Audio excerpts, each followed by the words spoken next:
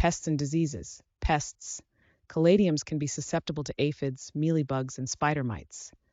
Diseases. Fungal diseases like leaf spot can occur, especially in overly moist conditions. Seasonal care. Dormancy. Caladiums may go dormant in cooler temperatures. Lift tubers in colder climates and store them indoors during winter. Toxicity. Caladiums are toxic if ingested and can cause irritation to the skin. It's essential to handle them with care and keep them out of reach of pets and children.